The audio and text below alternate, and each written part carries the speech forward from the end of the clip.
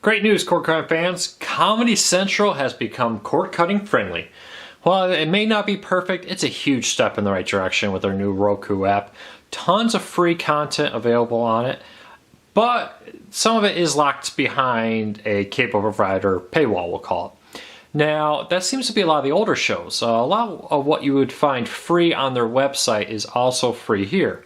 As you can see, The Daily Show, there's about 4 or 5 episodes free, and then you get into the older shows and you are required to have a cable login.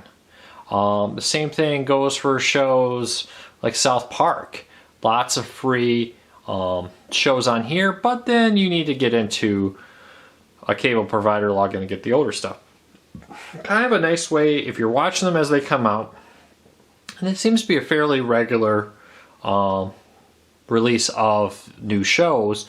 You can watch a ton of the content for free. If there's something you miss, you may pick up an episode here or there on Amazon or iTunes. Well, it's a nice little feature. A lot of their bigger shows. Let's check out what Futurama has.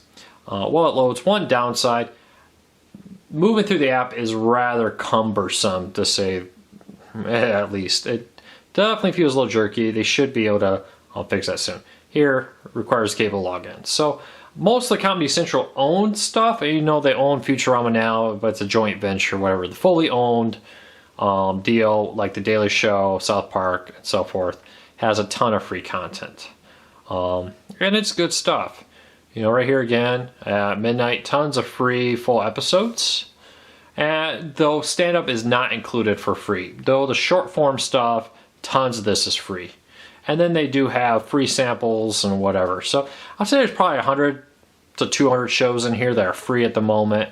That may be a little generous to say that, but that gives you a rough idea of what there is. 4 or 5 shows for every one of the main shows, about 21 shows.